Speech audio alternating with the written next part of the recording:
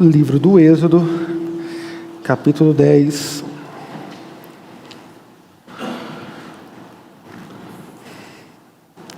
Versos 21 a 29.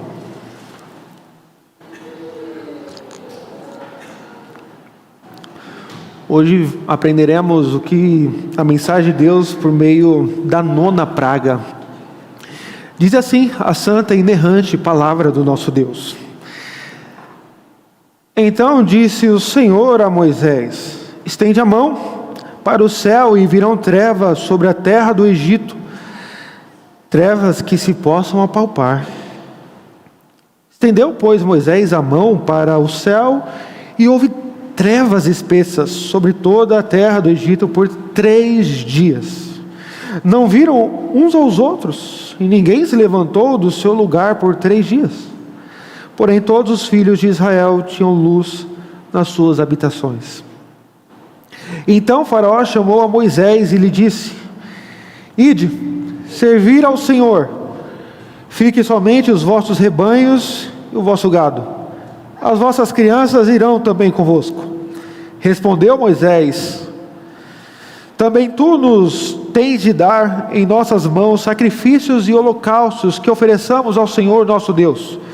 E também os nossos rebanhos irão conosco, nenhuma unha ficará, porque deles havemos de tomar para servir ao Senhor nosso Deus, e não saberemos com que havemos de servir ao Senhor, até que cheguemos lá. O Senhor, porém, endureceu o coração de Faraó, e este não quis deixá-los ir. Disse, pois, Faraó a Moisés: retira-te de mim, e guarda-te que não mais vejas o meu rosto, porque no dia em que vires o meu rosto, morrerás. Respondeu-lhe Moisés: bem disseste, nunca mais tornarei eu a ver o teu rosto. Só até aí a leitura da palavra do nosso Deus. Oremos mais uma vez. Santíssimo Deus, somos totalmente dependentes de Ti. Nesse sentido, suplicamos-te, ó bendito Senhor, que Tu nos ilumine, a fim de que compreendamos a Tua palavra. Em nome de Jesus que nós oramos. Amém.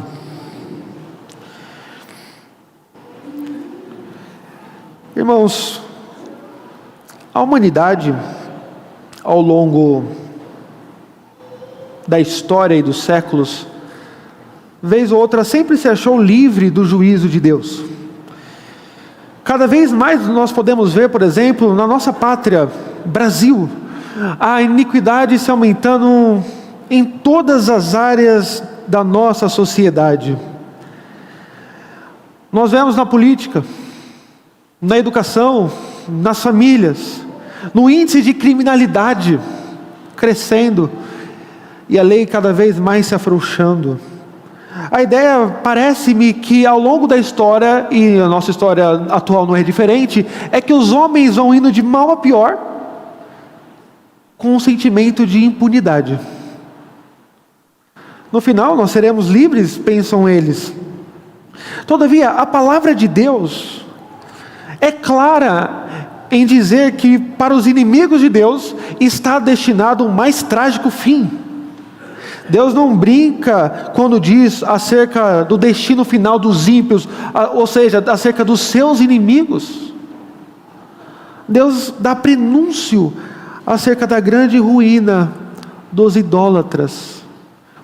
E o texto de hoje vai nos mostrar exatamente isso. Como que Deus prenuncia a ruína, ou a grande ruína dos idólatras. É sobre isso que nós falaremos nesta noite. Eu faço isso, eu acredito que esse texto ou esse tema é importante por algumas razões. Primeiro, nós estamos no mundo, vivemos na sociedade brasileira e não tem como fugir disso. Então, quando nós, por vezes, nos afastamos da visão que Deus tem acerca dos ímpios, é possível que eu e você tenhamos uma falsa ideia acerca destes, daqueles que são inimigos de Deus. Aqui há muitas crianças, eu vejo daqui, por exemplo, você pode ver jogadores de futebol, atrizes de novela, atores e etc. E é possível que você pense, poxa, essas pessoas são felizes. Parece que para essas pessoas não há juízo. Parece que a vida delas vai de bem a melhor. Todavia, a palavra de Deus diz que nós podemos ver, já nos nossos dias, um prenúncio da grande ruína daqueles homens que estão distantes de Deus. E nós veremos aqui, neste prenúncio, 3 elementos. O primeiro elemento, o desespero. O segundo, soberba. E o terceiro, perdição. Desespero, soberba e perdição prenunciam a queda dos ímpios. Portanto, em resumo, o que nós falaremos ou aprenderemos hoje com esse relato da 9ª praga é o seguinte: a humanidade sem Deus, por meio da sua idolatria, experimenta o desespero, a soberba e a perdição como um prenúncio da sua ruína. Eu espero que ao final desse sermão você consiga entender que a nossa cultura, aquela cultura que caminha cada vez mais distante de Deus, é um prenúncio da ruína dos ímpios. E meu segundo objetivo é que ao final desse sermão você consiga detectar na sua vida algum desses elementos: desespero, soberba e perdição. Se você detectar, a minha esperança é que a palavra de Deus mostre o caminho para o arrependimento e a mudança de vida. O texto é muito claro. Nós estamos aqui na 9ª praga. Vocês já estão caminhando há um tempo no livro do Êxodo, já viram as 8 pragas, e agora nós estamos na 9ª, que prenuncia a 10ª, apontando para a morte dos primogênitos. Então, em primeiro lugar, nós vemos no texto que a grande ruína dos idólatras é antecedida pelo desespero. É o meu primeiro ponto. Nós vemos a partir dos versos 21 a 23. Se não, vejamos novamente. Então disse o Senhor a Moisés: estende a mão para o céu, e virão trevas sobre a terra do Egito, trevas que se possam apalpar. Estendeu, pois, Moisés a mão para o céu, e houve trevas espessas sobre toda a terra do Egito por 3 dias. Não viram uns aos outros, e ninguém se levantou do seu lugar por 3 dias. Porém, todos os filhos de Israel tinham luz nas suas habitações. Essa é a primeira cena de desespero. O relato da 9ª praga é o seguinte: Deus chega a Moisés e fala: Moisés, estende a mão para o céu. E ao fazer isso, eu vou trazer trevas sobre todo o Egito. O texto mostra que as trevas duraram 3 dias, ou seja, eles tiveram 6 noites naquela semana.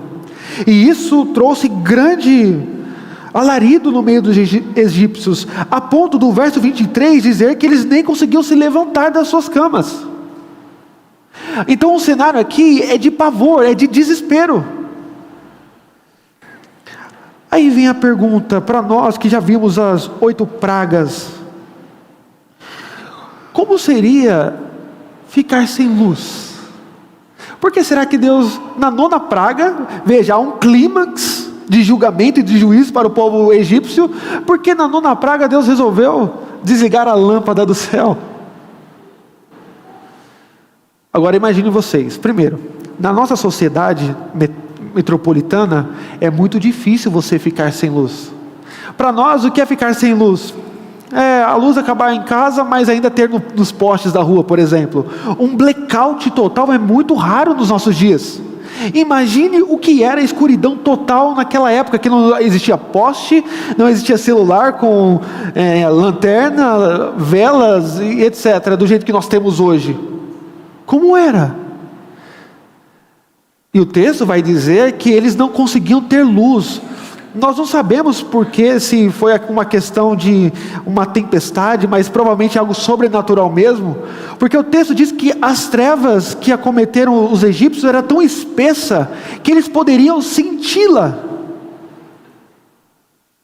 Algo aconteceu que eles não conseguiam nem acender um fogo. Você poderia pensar, poxa, acabou a luz, não tem sol, vou acender uma lareira. O texto diz que nem isso eles conseguiam. Imagine vocês, crianças, no meio do jogo de futebol, na rua, sua mãe deixou, algumas ainda deixam. Você está jogando bola e daqui a pouco vem as trevas e você não consegue mais voltar para casa. Imagine isso. Ou vem cá, irmãos, imaginemos isso. Mesa de cirurgia nos dias de hoje, cirurgia séria, acaba a luz, tenta o gerador, nem o gerador dá conta, não sei o que aconteceu, o gerador não funciona, como que fica? É o desespero. Ou imagine uma perseguição, ladrões acabaram de assaltar um banco, os policiais estão a caminho, blackout na cidade toda. E agora? Todas essas cenas apontam para desespero. Completo desespero. Se hoje seria desesperador, imagine naqueles dias. Mas você poderia perguntar, tudo bem, ficar sem luz é desesperador, mas não machuca, como as outras pragas, piolhos, insetos dos mais diversos, chuva de granizo, essas coisas, dá para ficar no escuro. Por que será que Deus, aparentemente, você poderia perguntar, diminuiu o padrão do juízo logo na nona? Deus só desligou a luz do céu. Onde está o juízo nisso? Por que os egípcios ficaram tão desesperados? A resposta, meus irmãos, é que aquele blackout tinha um sentido muito mais profundo do que poderíamos imaginar nos dias de hoje. Porque na cultura egípcia, o sol, entre o sol, era adorado falsos deuses criados pelos homens. Cerca de 5 mitologias eram adoradas ligadas ao sol. Então veja, Horus, por exemplo, era um falso deus, o deus que eles diziam do nascer do sol. Atom era o deus do meio-dia, e eles adoravam o deus do meio-dia também.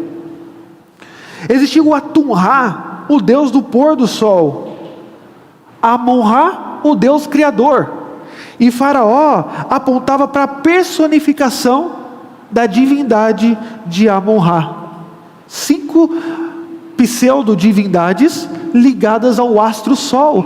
Tanto é que foram achados em argilas no Egito, escritos dizendo alguns poemas, adorando essas divindades, como o mundo pode acabar, mas no final o sol sempre vai brilhar. Você pode falar, nossa, que mensagem bonita para colocar no WhatsApp, mas não, aquilo era idólatra. A ideia é que as outras divindades, o Nilo, a divindade do Nilo, a divindade do campo, Anubis, todas elas poderiam falhar, mas o sol sempre há de nascer. Era isso que eles criam, e adoravam o sol. Portanto, irmãos, quando Deus traz trevas sobre o Egito, e eles não conseguem nem se levantar da cama, há um sentimento de melancolia, há um sentimento de, até o sol é o Deus de Moisés que controla. Números 33, verso 4, vai dizer que Deus trouxe pragas ao Egito, para também humilhar os falsos deuses daquele povo. Então aqui nós vemos Deus humilhando e mostrando o total fracasso daquelas divindades. Era o Deus de Moisés que controlava o sol. Neste momento você pode se confortar no banco e dizer, graças a Deus, eu não adoro Atum-Ra, Horus e coisas parecidas. Todavia, irmãos, eu quero que você não se engane nessa noite, porque a idolatria, ela continua ao longo da história. Os deuses só são trocados de nome. É verdade, hoje é muito raro você conhecer alguém que adore Atum-Ra e outros deuses ligados ao sol, mas a idolatria, ela continua nos nossos dias. Heidelberg, quando o catecismo de Heidelberg, na resposta 95, respondendo a pergunta, o que é idolatria, define da seguinte maneira: idolatria é ter ou inventar algo em que colocar a nossa confiança, em lugar ou ao lado do único e verdadeiro Deus que se revelou em sua palavra. Então a idolatria é colocar a nossa confiança última, a nossa fé, o nosso consolo e alegria em qualquer outra coisa a não ser Deus. E sob essa perspectiva, a história da humanidade, dos homens, é uma constante luta para colocar coisas no lugar do único Deus verdadeiro. Veja, Deus provou sua supremacia no Egito, trazendo escuridão para toda aquela terra. Como que Deus provaria sua soberania para nós hoje? Para acabar com os nossos ídolos.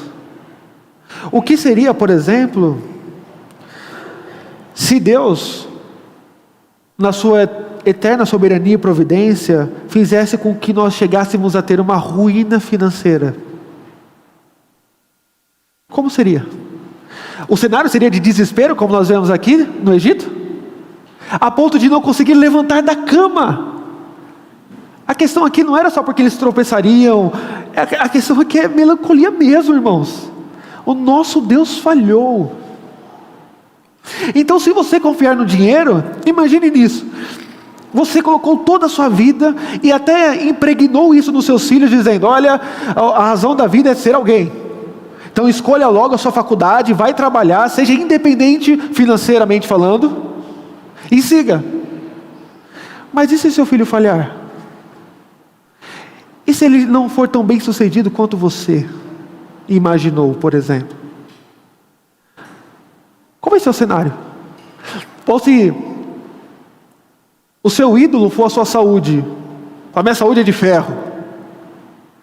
Mas e no dia que você recebeu um diagnóstico que você não estava esperando? Como vai ser?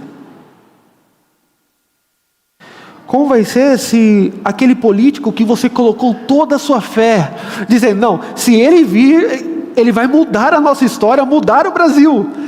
E se ele for eleito mesmo? E fracassar? Qual vai ser o cenário? Como Deus poderia provar para nós hoje a sua soberania e quebrar os nossos ídolos? Portanto, irmãos, à luz desses exemplos, nós começamos a entender um pouco por que o desespero é um elemento que antecede a grande ruína dos idólatras. Porque no final, quando toda a humanidade estiver prestes a entrar no tribunal de Deus, diante dele, do santo, os homens entenderão que os seus ídolos são fantasiosos e nada poderão fazer por eles. Às vezes nós entendemos isso em vida, mas às vezes muitos só entenderão quando se encontrarem com Deus. E o cenário aqui é desesperador. Então, primeiro ponto, desespero. Primeiro elemento que antecede a ruína dos idólatras é o desespero. Eles não conseguiam nem levantar. Segundo elemento que antecede a grande ruína dos idólatras é a soberba. Se não vejamos versos 24 a 26. Então Faraó chamou a Moisés e lhe disse: ide, servir ao Senhor.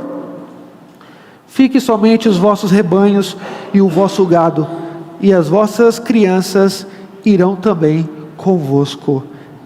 Respondeu Moisés: também tu nos tens de dar em nossas mãos sacrifícios e holocaustos, que ofereçamos ao Senhor nosso Deus.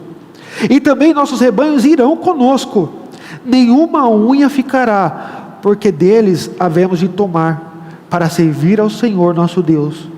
E não sabemos com que havemos de servir ao Senhor, até que cheguemos lá. Soberba é o segundo cenário aqui. Nós não sabemos se Faraó chamou Moisés em meio às trevas, ou se foi depois. O texto não deixa tão claro assim. Mas o que nós sabemos é que Faraó chama Moisés. Ele reconhece que a escuridão foi a vitória do Deus de Moisés. Por isso que ele diz: tudo bem, vamos fazer um acordo, pode servir o seu Deus. Ele reconhece que é o Deus de Moisés que está por detrás daquilo. Então ele diz: ide servir ao Senhor, mas o gado fica. O que Faraó está tentando fazer aqui? Vamos lembrar um pouco as outras mensagens, os outros textos. Aqui nós estamos diante da quarta proposta de Faraó, a quarta tentativa de barganha. A primeira está em Êxodo 8:25, quando ele disse: ide, oferecei sacrifícios ao vosso Deus nesta terra. Tudo bem, eu vou deixar vocês sacrificarem ao Deus de Israel, mas tem que ser dentro dos limites do Egito. Qual era a ideia dessa oferta? A oferta era que os filhos de Deus adorassem a Yahvé ali, mas com a consciência de que ainda eram escravos do Egito. É a primeira proposta. Segunda proposta, você vai encontrar em Êxodo 8:28. Faraó diz: deixai-vos ir, para que ofereçais sacrifícios ao Senhor vosso Deus no deserto. Olha só, pode sair agora do Egito, somente que, saindo, não vades muito longe, orai também por mim. Ou seja, vocês poderão ir, mas não muito longe, para eles não se esquecerem de que eles tinham um dono, e esse dono era Faraó. Podem ir, mas até onde eu permitir. Terceira proposta, você vai encontrar a terceira proposta em Êxodo 10, dos versículos 10 a 11. Faraó diz: vocês vão mesmo precisar do Senhor quando eu deixá-los ir com as mulheres e crianças. É claro que vocês estão com más intenções. De forma alguma, só os homens podem ir prestar culto ao Senhor, como vocês têm pedido. Aqui eu li na tradução NVI, eu acredito que fique um pouco mais claro, mas a ideia da terceira proposta é: vocês podem ir, mulheres e crianças não. A família de vocês me pertence, vocês são os meus escravos. E agora a quarta e última proposta de Faraó é: vocês vão, mas o rebanho fica. Nós não sabemos ao certo por que Faraó pede o rebanho. Alguns estudiosos apontam duas razões possíveis. Primeiro, para que o povo de Israel morresse no deserto com fome, ou para mostrar que ele ainda estava no controle acerca da adoração do Deus verdadeiro. Ele queria controlar a adoração de Israel. Mas em suma, o que nós podemos ver aqui nessas propostas de Faraó? A soberba de um homem que acha que pode lidar com Deus nos seus próprios termos. Esse é o ponto aqui. Moisés, eu entendo, é o seu Deus que está por detrás de todas essas pragas, inclusive nesta. Podem ir, mas do meu jeito. Eu não vou deixar o meu braço ser torcido pelo seu Deus. Aqui é a soberba deste homem. Ele quer lidar com Deus dentro dos seus padrões, ele quer ter o controle. Meus irmãos, a soberba prenuncia a queda. É o que nós vemos aqui. Como Faraó, muitas vezes nós queremos negociar com Deus. Eu aceito ser membro da igreja presbiteriana. Eu posso até confessar aqui na frente. Mas não me fala que eu tenho que vir à igreja todos os domingos. Isso é negociar. Não me fale que eu tenho que dar satisfação da minha vida espiritual para líderes, pastores, presbíteros e assim por diante. Eu aceito ser crente, mas não diga que ser crente envolve em Deus moldar a minha sexualidade, porque o mundo diz que eu crio a minha sexualidade como eu bem entender. Eu quero ser de Jesus, mas ao mesmo tempo eu quero continuar nas práticas que eu tinha anteriormente. Isso é soberba. Isso é tentar barganhar com Deus. Irmãos, nós vemos a resposta de Moisés: não há barganha. Ou é tudo ou é nada. Com Deus é assim. Crianças, deixa eu falar uma coisa para vocês. Vocês podem estar distantes por vezes dos seus pais, na escola, cercado de amiguinhos, não é? Mas Deus se importa como você é como aluno, por exemplo. Sim, Deus se importa com o tipo de brincadeira que vocês fazem, se agrada ou não ao Senhor. Vocês são discípulos de Cristo. Então a ideia é que vocês têm que sair daqui como discípulos de Cristo também. Na escola, brincando no prédio, na rua, com seus amigos. A ideia é que a gente não pode falar, eu sou crente na escola dominical, quando o professor está me ensinando. Mas na escola, meu pai não está aqui, minha mãe não está aqui, mas Deus está vendo vocês. É tudo, como aluno, como filho, em todas as áreas da vida. Deus quer vocês por inteiro. E nós, irmãos, adultos que aqui estamos, ou jovens, Deus se importa com o jeito como você namora, com o jeito que você gasta o seu tempo. Irmãos, nós vivemos uma época que muitos acham normal passar 10, 12 horas na frente do computador ou de um jogo. Alguns trabalham com isso, não é meu ponto. Mas às vezes a gente gasta tempos e tempos em streamings da vida, Netflix, Facebook, e a leitura bíblica fica de fora. Você fala, não, eu já dei o meu domingo para Deus. O que eu faço durante a semana sou eu. Isso é barganhar. Isso é soberba. Deus quer a sua atenção durante todos os dias, na leitura da palavra, na oração. Casais, Deus se importa com a nossa vida íntima. Vocês devem falar isso entre cônjuges, por exemplo. Deus se importa sim. Todas as áreas da nossa existência têm que ser colocadas aos pés de Cristo. Como Abraham Kuyper certa vez disse, não há 1 centímetro quadrado da existência onde Cristo não diga, é meu. E é isso que nós vemos aqui em Moisés. Um coração resoluto, dizendo não, ou é tudo ou é nada. Eu não vou atender a sua soberba, Faraó. Porque soberba é o prenúncio da ruína dos idólatras. É quando você acha que pode tratar Deus como igual. Salmo de número 50, verso 21. Olha o que Deus diz. Tens feito estas coisas e eu me calei. Pensavas que eu era o teu igual, mas eu te erguerei e porei tudo à tua vista. Pensavas que eu era teu igual. É isso que o Faraó está se achando aqui, como igual a Deus, e não é.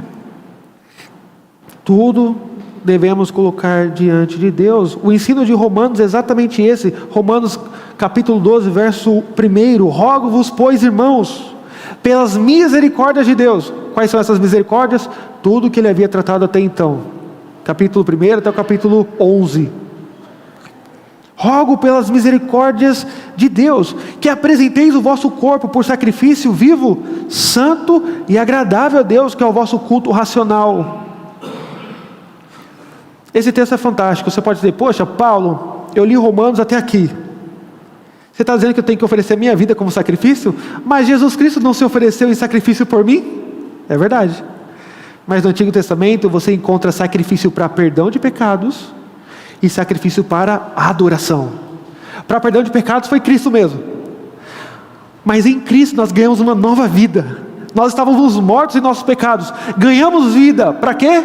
Para oferecê-la a Deus em adoração. Essa é a ideia. Toda a nossa vida em adoração ao único Deus verdadeiro. Mas em terceiro lugar, primeiro, 3 sinais da ruína, do prenúncio da ruína dos idólatras. Primeiro sinal, desespero. Quando Deus vem e mostra que os nossos ídolos são fantasiosos e nada podem fazer. Quando isso acontece, o ser humano idólatra entra em desespero. Segundo, a soberba de um coração que se acha igual a Deus, que quer moldar uma religião ao seu modo, que acha que pode negociar com Deus da palavra e com a palavra de Deus. Soberba. E o terceiro e último elemento, como nós temos visto, é a perdição. Lembre-se, irmãos, a humanidade sem Deus caminha para uma grande ruína. E nós vemos isso aqui no texto. O Egito aqui é um símbolo de toda a humanidade sem Deus.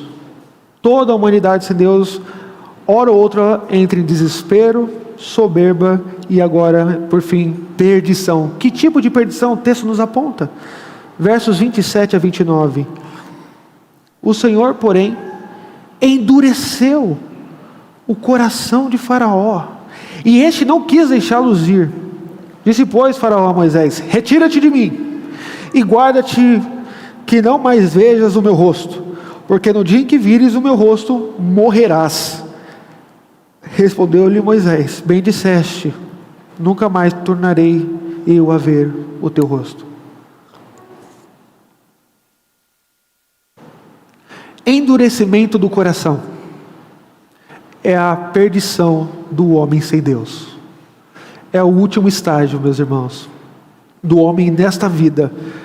É o último estágio que Deus coloca os ímpios para serem depois condenados. O último estágio, a última estação do metrô é perdição, é endurecimento do coração.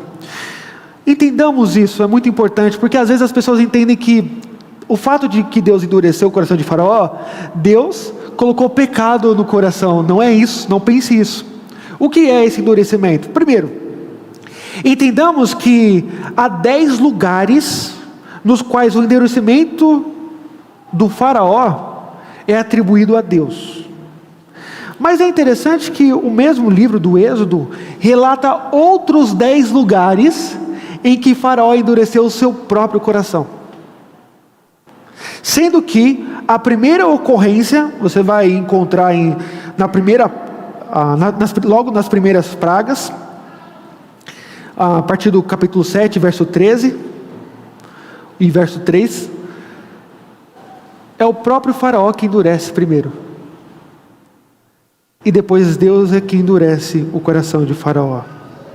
Então, ainda mais significativo, de acordo com Walter Kaiser, é o fato que unicamente o Faraó foi o agente do endurecimento do primeiro sinal e em todas as 5 primeiras pragas.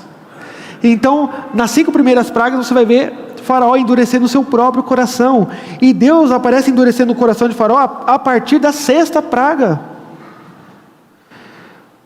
Como, portanto, podemos definir o endurecimento do coração que o texto nos apresenta? O endurecimento do coração dos ímpios é um ato de Deus deixar com que os seus inimigos sigam seus próprios caminhos. Deus não pode, porque Ele é santo, colocar pecado no coração de ninguém.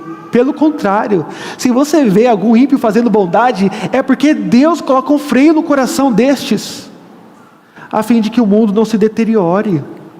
Então o que é o endurecimento do coração? É quando Deus solta a coleira dos ímpios, e eles vão fazer aquilo que é próprio da sua natureza pecaminosa. É quando Deus tira os limites do coração de Faraó e diz: é isso que você quer? Então a sua vontade será o prenúncio do juízo que você vai ter. Esse é o endurecimento de Deus na palavra que nós vemos.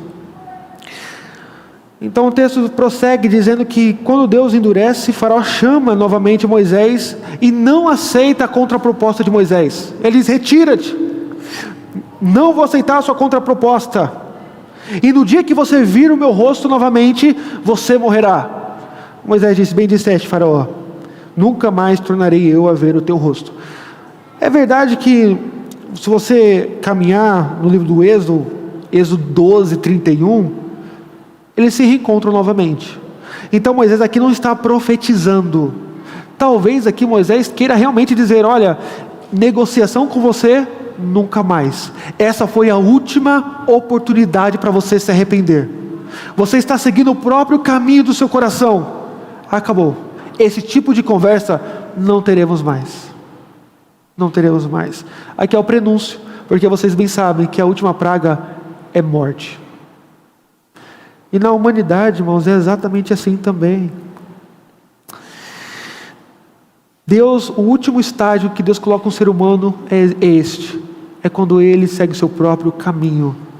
E aqui eu me volto novamente às crianças.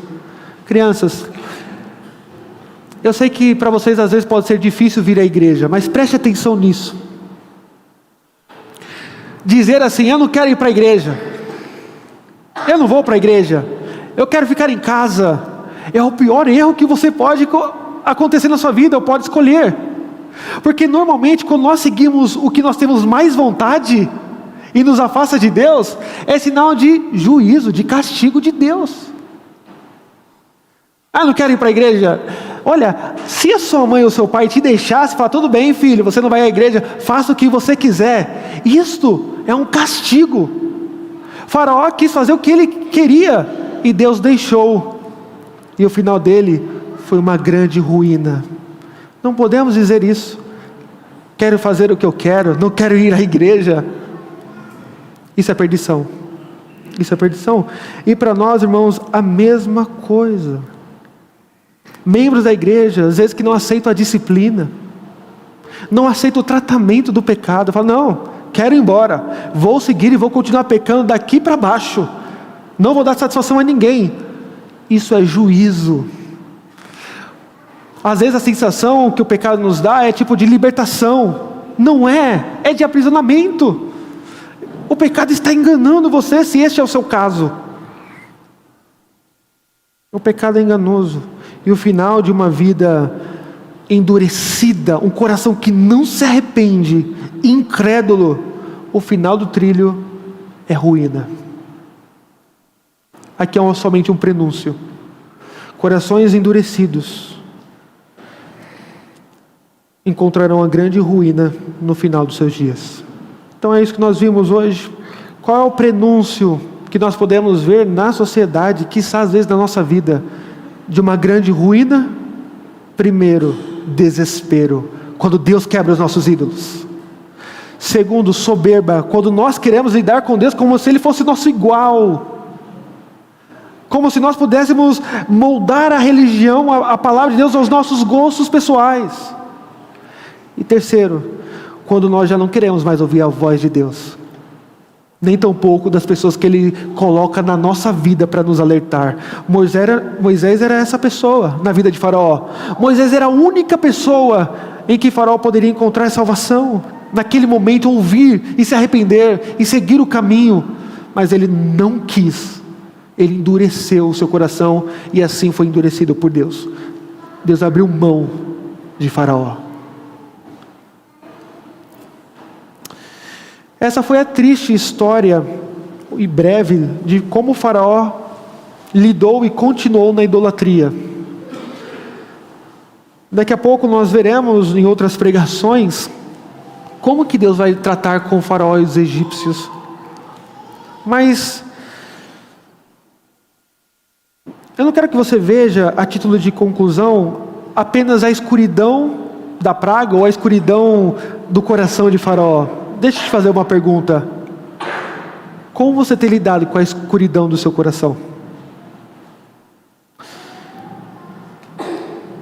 A escuridão da nona praga, meus irmãos, alude o juízo de Deus sobre todos os seus inimigos. Na Bíblia inteira você vai ver, principalmente em textos proféticos como de Joel, Sofonias, em outros textos como de 2 de Pedro, as trevas vindo à humanidade como juízo de Deus sobre os seus inimigos. O texto talvez que traz mais detalhes acerca disso seria Apocalipse 16, versos 10 a 11, o último livro da Bíblia. Olha o que diz: derramou o quinto a sua taça sobre o trono da besta. O que seriam as taças do Apocalipse? O juízo de Deus sobre os seus inimigos, sobre os ímpios. O texto continua: cujo reino se tornou em trevas, e os homens remordiam a língua por causa da dor que sentiam, e blasfemaram o Deus do céu por causa das angústias e das úlceras que sofriam, e não se arrependeram de suas obras. Esse juízo aponta para todos os ímpios em toda a história da humanidade, culminando na vinda de Cristo. A ideia é que as trevas já estão sobre os ímpios. E qual é o efeito disso? Apocalipse diz: eles mordem a língua. A ideia de dor e de angústia. Por quê? Porque eles verão que os seus ídolos não poderão defendê-los. Eles verão que com Deus não há barganha. E que no final, uma vida de idolatria só há perdição. Então eles mordem. Aqui é o sinal de dor, de angústia. Irmãos, o mundo aí fora sofre angústia, desespero, e eles vão de ídolo a ídolo, tentando solucionar o seu problema. Eles sabem que há algo de errado com a humanidade. O problema está onde? Na educação? No poder do Estado? Na falta de tecnologia? Eles não sabem. O que resta para eles é angústia. E veja, o texto diz que eles blasfemam do Deus do céu por conta dessas angústias e não se arrependem das suas obras. A escuridão espiritual começou no passado, continua no presente e está se espalhando. Como consequência, os cidadãos do reino das trevas continuam mordendo sua própria língua por conta das agonias que têm passado. Assim, eles vão indo de mal a pior. E a pergunta é: o juízo de Deus, a escuridão do juízo de Deus tem vindo contra todo o pecado e injustiça dos homens. Como escaparemos desse juízo, meus irmãos? O Egito aqui é apenas um símbolo da humanidade sem Deus. Como escaparemos de um Deus santo? Como escaparemos dessas trevas que apontam para o nosso pecado? Nós sabemos. Nós cantamos aqui hoje. A única maneira de escaparmos da escuridão do juízo de Deus é corrermos para a luz que é Jesus. Veja, o texto vai dizer no começo que havia trevas no Egito. Você pode ver aí no verso de número 23, mas entre os filhos de Israel havia luz. A luz na igreja, a luz entre o povo de Deus, porque Cristo está no nosso meio. Nós cantamos aqui: quando Deus achou-me em trevas, disse: haja luz. Ó Senhor, tua graça é maior, mais forte do que as trevas. Brilhando fulgor, os pecados são muitos, tua graça é maior. Cristo é a luz do mundo. Só podemos nos escapar das trevas do juízo de Deus se corrermos para essa luz. Mateus, citando Isaías, no capítulo 4 do seu evangelho, versículo 16, diz, quando vai falar do nascimento de Jesus: o povo que jazia em trevas viu grande luz, e aos que viviam na região e sombra da morte, resplandeceu-lhes a luz. Cristo é a luz do mundo que nos livra das trevas do nosso coração e do julgamento de Deus. E como Ele consegue fazer isso? É porque a luz que veio ao mundo experimentou no nosso lugar essas trevas. Lucas capítulo 23, verso 44, diz que na crucificação, por conta da morte do nosso Redentor, a escuridão cobriu toda a terra. Na cruz, Jesus tomou a nossa culpa. Todos nós merecíamos o castigo das trevas, em aprofundarmos nas trevas sobre o juízo de Deus. Porque em alguma medida, todos nós aqui somos culpados de idolatria. Mas Jesus, a luz que veio ao mundo, tomou sobre si as nossas trevas, nossa culpa. Ele tomou sobre si a nossa tenebrosa maldição. O que Deus reservava para os seus inimigos, imputou o seu Filho Jesus Cristo. E então, Jesus foi para a sepultura. Depois da mais profunda escuridão, por 3 dias, Ele ressuscitou com um corpo resplandecente, com a luz da glória de Deus. Paulo vai dizer em 2 Coríntios capítulo 4, verso 6, porque Deus que disse, das trevas resplandecerá a luz, Ele mesmo resplandeceu em nosso coração, para a iluminação do conhecimento da glória de Deus, na face de Cristo. Na face de Cristo. Jesus é a luz, Portanto, a minha última palavra para você é: eu não sei qual caminho você tem andado. Se você tem sido fiel a Deus e entendeu que se você só está aqui pela graça dEle, reconhece que Ele é a luz que nos tira das trevas, adore esse Deus. Sabe que a todos nós estava destinado a essas trevas, mas se ainda você vive em desespero, soberba, e a sua tendência é endurecer o seu coração, arrependa-se, porque pode ser tarde demais. Charles Haddon Spurgeon, quando pregou no livro do Êxodo, ele conta uma história muito interessante de um jovem que chegou para uma moça dizendo: e aí, quando que você vai se entregar para Jesus? Ela disse: eu não sei, estou em dúvida. Ele disse: tudo bem, daqui 9 anos, pode ser? E ela disse: mas e se eu morrer até lá? Tudo bem, 5 anos. Eu não sei, quem pode garantir a minha vida? Será que daqui 5 anos eu estarei viva? Ele falou: não, tudo bem, então 1 ano. Você está em dúvida há tanto tempo, 1 ano eu te dou. Neste 1 ano você vai trabalhar para Satanás e as obras das trevas com todo afinco. E ela, desesperada, disse: mas pastor, e se eu não voltar dessas trevas? E se for tarde demais? Eu não posso entregar a minha vida ao Redentor hoje? Ele disse: é claro que você pode. É claro que você pode. Porque Jesus é a luz do mundo. Citando João 8,12. É a luz do mundo, como ele disse. E quem o segue jamais andará em trevas, mas terá a luz da vida. Que Deus nos ajude, para que olhemos para esse esplendor da glória do Pai, a saber, Jesus Cristo, o nosso brilho celeste, que nos tirou das mais densas trevas. Amém.